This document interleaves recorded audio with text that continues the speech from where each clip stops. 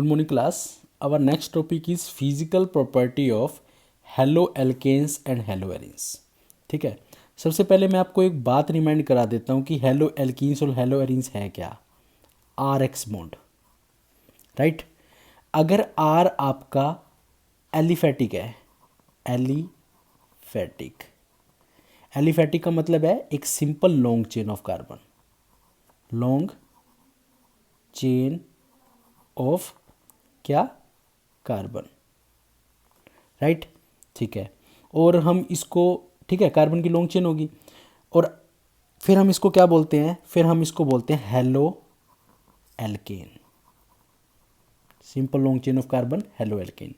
और अगर ये आर क्या हो जाता है हमारा C6H5, ठीक है, या एरोमेटिक, एरोमेटिक हो जाएगा तो हम इसे क्या बोलेंगे, एराइल हैलाइड, एराइल हैलाइड बोल दो, या फिर हम इसे क्या बोलेंगे, हेलो एरीन्स। ये दो चीज़ें हम इसको बोलते हैं, ठीक है।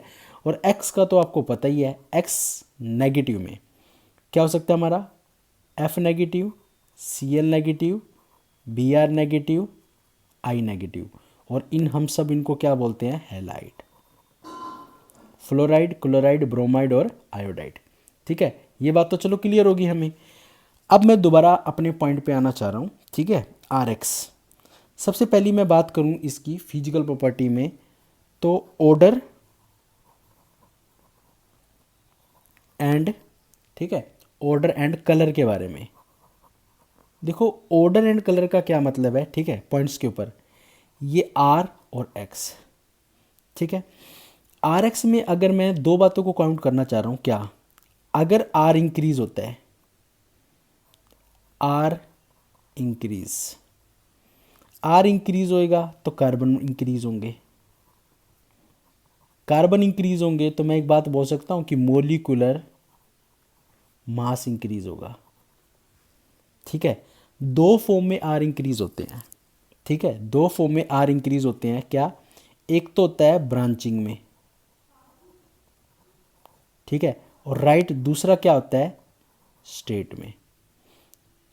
मैंने बोला आर इंक्रीज होना, कार्बन इंक्रीज होना, मॉलिक्यूलर मास इंक्रीज होना, ये तो दोनों में चलेगा।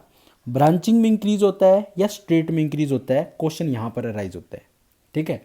तो सबसे पहले मैं आपको दो बातें बता रहा हूँ, ठीक है, नोट करना। जो हमारे ऑर्डर और कलर की बात आ रही है, ऑर्डर और कलर के अंदर सबसे पहला पॉइंट क्या हमने नोट किया, सबसे पहला पॉइंट है हमारा कि जो हमारे एल्काइल हैलाइड है, ठीक है, उनकी स्मेल क्या है, sweet smell, sweet smell of alkyl halide. अगर आप उनको स्मेल ले पा रहे हो तो मैं यहाँ पर एक पॉइंट ये इंक्लूड कर दूँ कि वो वोलाटाइल होंगे, वोलाटाइल, यानी कि volatile alkyl halide have sweet smell. चलो एक पॉइंट तो ये क्लियर हो गया। दूसरी बात, क्या बात बोलूँ मैं, दूसरी, जो हमारे प्योर एल्काइल हैलाइड है, प्योर एल्काइल हैलाइड, जो हमारे प्योर एल्काइल हैलाइड है, वो सारे के सारे क्या होते हैं, हमारे कलरलेस होते हैं, ठीक है। प्योर एल्काइल हैलाइड कलरलेस हो गए, और जो वोलाटाइल एल्काइल हैलाइड है उनकी स्वीट स्मेल होगी, ठीक है। और तीसरी चीज़ मैं आपको और इंक्लूड कर दूं, क्या, तीसरी चीज़ मैं आपको ये बताना चाहता हूँ, जब हम एल्काइल ब्रोमाइड और एल्काइल आयोडाइड को सनलाइट की प्रेजेंस में एक्सपोज करते हैं, ठीक है, तो वो कलर डेवलप करते हैं। कौन से, एल्काइल आयोडाइड और एल्काइल ब्रोमाइड, इन दोनों को आप सनलाइट की प्रेजेंस में डालो, सनलाइट, ठीक है, सनलाइट की प्रेजेंस में हमने डाला तो ये हमें क्या देते हैं, कलर देते हैं, कलर, राइट। एल्काइल हैलाइड में आयोडाइड एंड ब्रोमाइड दोनों को आपने डाला तो ये हमें दोनों क्या कहते हैं, सनलाइट की प्रेजेंस में कलर देते हैं। चलो ये बात आ गई। अब मैं दोबारा पॉइंट पे आ रहा हूँ, क्या, आर, ये तो था लोअर वाले। आर क्या बोला मैंने, अगर आर इंक्रीज हुआ तो कार्बन इंक्रीज होंगे, तो मोलिकुलर मास भी हमारा इंक्रीज हो रहा है, चलो वो भी बात करेंगे इस मोलिकुलर मास से। ब्रांचिंग में इंक्रीज हो रहा है या स्ट्रेट में इंक्रीज हो रहा है, अगर वो स्ट्रेट में इंक्रीज हो रहा है, ठीक है, स्ट्रेट में, तो मैं आपको एक बात बोल देता हूँ, उनके अंदर जब आपस में इंट्रैक्शन होएगी तो वो होएगा हमारा डायपोल डायपोल इंटरेक्शन। ठीक है, डायपोल डायपोल इंटरेक्शन बोल दो। ठीक है, और इसी डायपोल डायपोल इंटरेक्शन के साथ कार्बन बढ़ रहा है तो हम एक बात और बोल देते हैं, van der Waals force increase. Van der Waals force increase straight chain में, जैसे आर एक्स इंटरेक्शन के साथ आर एक्स, राइट। कैसे, ये पार्शियल नेगेटिव होता है, partial positive, similarly partial negative, partial positive partial negative, positive negative में इंटरेक्शन, डायपोल डायपोल, इसका डायपोल है इसका डायपोल है, this is called dipole dipole interaction and it is also a part of van der Waals force. ठीक है, तो ये चीज़ होगी। मैं आपको और एक बात बता दूं, स्टेट में डायपोल डायपोल इंटरेक्शन ज़्यादा हो जाएगी, वंडरवाल फोर्स इंक्रीज हो जाएगा, और अगर स्टेट चीज़ बनेगी तो हम उसको ये बात बोल सकते हैं, उसका बॉइलिंग पॉइंट इंक्रीज होगा। कब, आर जब हमारा क्या होगा, स्टेट। रिमाइंड, आर स्ट्रेट होगा तो डायपोल डायपोल इंटरेक्शन बढ़ेगी, यानी कि वंडरवाल फोर्स बढ़ेगी। वंडरवाल फोर्स बढ़ेगा तो ऑटोमेटिक उसका बॉइलिंग पॉइंट इंक्रीज हो जाएगा। अब मैं ब्रांचिंग की बात कर देता हूँ। ब्रांचिंग के केस में मैं आपको सीधी सी बात क्या बोल दूँ, dipole dipole interaction less, dipole DP DP interaction less means van der Waals force of interaction भी लेस हो जाएगी, और ब्रांचिंग में, ठीक है, तो ऑटोमेटिक क्या हो जाएगा, उसका बॉइलिंग पॉइंट भी क्या हो जाएगा, डिक्रीज हो जाएगा, आर ब्रांचिंग में हो जाए। तो एक क्वेश्चन मैं आपको बता देता हूँ, ब्रांचिंग और स्टेट के अंदर अगर कार्बन कार्बन की संख्या स्टेट में ज़्यादा है और ब्रांचिंग में, ठीक है, तो क्या होएगा, स्टेट के केस में बॉइलिंग पॉइंट ज़्यादा होएगा एज कम्पेयर टू ब्रांचिंग। ठीक है, तो मैं एक क्वेश्चन ले लेता हूँ। ठीक है, क्वेश्चन मैं आपको देखो कैसे एक्सप्लेन करता हूँ। बॉइलिंग पॉइंट का केस है ये आपका, बॉइलिंग पॉइंट में क्वेश्चन क्या लिया मैंने, आर और एक्स। पहला क्वेश्चन है बॉइलिंग पॉइंट से रिलेटेड। ठीक है, मैं क्या कह रहा हूँ, एक्स को सेम रख रहा हूँ, एक्स मेरा सेम है, कुछ भी मान लो क्लोरीन ओ ले रहे हो तो क्लोरीन, ब्रोमीन तो ब्रोमीन, आयोडीन तो आयोडीन, और आर हमारा चेंज हो रहा है, राइट। तो क्वेश्चन देखो क्या किया मैंने, आर मैंने इंक्रीज कर दिया हमारा, मान लो CH3 CH2 CH2 और X। दूसरा क्या कर दिया, CH3 CH2 X, राइट। और एक मैं क्या कर दूं, CH3X, मतलब मैंने X को हर जगह क्या रखा है, सेम, और कार्बन की संख्या इंक्रीज कर दी। तो सबसे ज़्यादा बॉइलिंग पॉइंट किसका होएगा, इसका, सेकंड ये, थर्ड ये, first second and third, right. Similarly अगर आप ब्रांचिंग में कर देते तो जो स्ट्रेट में होता उसका बॉइलिंग पॉइंट ज़्यादा हो जाता, फिर ये और कम, राइट। अब मैं क्वेश्चन को थोड़ा सा और चेंज कर रहा हूँ। क्वेश्चन को चेंज करने का मतलब क्या है, अब मैं आर सेम रख रहा हूँ, मेरा आर CH3, ये F ले लिया, CH3 Cl ले लिया, CH3 Br ले लिया, और CH3 I ले लिया। ठीक है, इनके अंदर अगर मैं बॉइलिंग पॉइंट की बात करूं तो सबसे ज़्यादा किसका होएगा, CH3I, CH3Br, CH3Cl, और ये हम सबको पता है कि आयोडीन, यानी कि देखो सीधी सी क्या है, बॉइलिंग पॉइंट जैसे जैसे साइज इंक्रीज होगा, मैं आपको यहाँ पे एक मोस्ट इंपॉर्टेंट चीज़ बता देता हूँ, फ्लोरीन क्लोरीन ब्रोमीन आयोडीन, इनके अंदर साइज का इंक्रीमेंट होएगा, आर तो हमारा सेम ही है। ठीक है, as the size increase, molecular mass of halogen atom increase, right, then magnitude of van der Waals force of attraction increase. Repeat कर रहा हूँ, as we move from fluorine to iodine क्या होगा, size will increase with molecular mass, ठीक है, and the magnitude of van der Waals force of attraction is increases. So सबसे ज़्यादा boiling point इसका होगा, देन इसका होगा, देन इसका होगा, देन किसका होगा, CH3F का होगा, राइट। ये आपका आ गया बॉइलिंग पॉइंट। ठीक है, और मेल्टिंग पॉइंट के केस में हम देखो क्या करेंगे, मेल्टिंग पॉइंट रिमाइंड करो, RX। देखो मेल्टिंग पॉइंट में आपको एक बात बता देना चाहता हूँ, मेल्टिंग पॉइंट अगर आप नोट कर रहे हो हेलो एल्केन का या हेलो एरिन्स का, तो मेल्टिंग पॉइंट दो चीज़ों पे डिपेंड करता है। ठीक है, ये R, ठीक है, अगर आर आपका इवन है, इवन नंबर ऑफ कार्बन, और आर आपका ओड है।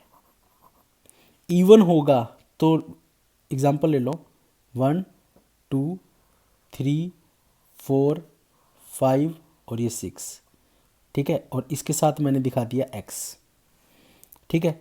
और ओड हुआ तो 1 2 3 4 5 6 7, और यहाँ पे मैंने x दिखा दिया। यहाँ पे कार्बन कितने हैं, 7, यहाँ 6, और सिमिलरली 1 2 3 4 5, ठीक है, और ये दिखा दिया x। यहाँ पे कार्बन कितने हैं, 5, यहाँ कार्बन 7, यहाँ पे कार्बन 6। अब इवन और ओड कार्बन की बात आती है, मेल्टिंग पॉइंट। आप सबको पता है कि ये जिग जैग मूवमेंट इवन में है, और अगर आप इसको किसी क्यूब के अंदर क्या करोगे, फिट करोगे, क्यूब में फिट, तो इवन नंबर वाले इजीली क्यूब में फिट हो जाते हैं। क्यों फिट हो जाते हैं, क्योंकि क्यूब की लेंथ, ब्रेड्थ और हाइट सेम होती है। बट ओड वालों को अगर आप फिट करो क्यूब में, तो ये दोनों के दोनों फिट नहीं होंगे। अब मान लो 7 को फिट कर रहे हो तो 6 तक फिट हो सकता है, बट 1 यूनिट बाहर रह जाएगी। 5 को फिट करने की कोशिश करोगे तो उससे कम ही रह जाएगा, या 4 फिट हो जाएगा तो एक एक्स्ट्रा रह जाता है। यानी ओड वाले फिट नहीं होते, और जो चीज़ क्यूब में फिट हो जाती है उसका मेल्टिंग पॉइंट क्या होगा, ज़्यादा होगा, ठीक है, क्योंकि हम उसको क्यूब में डालने के बाद उसका इजीली मेल्टिंग पॉइंट मेज़र कर सकते हैं, ठीक है। अब क्वेश्चन क्या आता है, अगर आप बात करते हो 6 और 7 की, ठीक है, तो इसका मेल्टिंग पॉइंट ज़्यादा हो गया, इसका मेल्टिंग पॉइंट कम हो गया, ठीक है। और अगर आप बॉइलिंग पॉइंट के बारे में बात कर रहे हो तो बॉइलिंग पॉइंट 7 का ज़्यादा है और 6 का बॉइलिंग पॉइंट क्या है, कम है।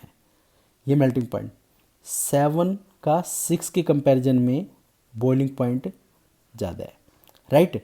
और अगर आप कंपैरिजन कर रहे हो 6 और 5 का, ठीक है, 6 और 5 का, तो आपको पता होगा बॉइलिंग पॉइंट किसका, बॉइलिंग पॉइंट 6 का ज़्यादा होगा एज़ कम्पेयर टू 5, ठीक है। और इसका 6 और 5 का अगर आप कंपैरिजन कर रहे हो मेल्टिंग पॉइंट के रिस्पेक्ट में, तो पैटर्न यही सेम रहेगा, क्योंकि मेल्टिंग पॉइंट इवन का ज़्यादा होता है एज़ कम्पेयर टू ऑड।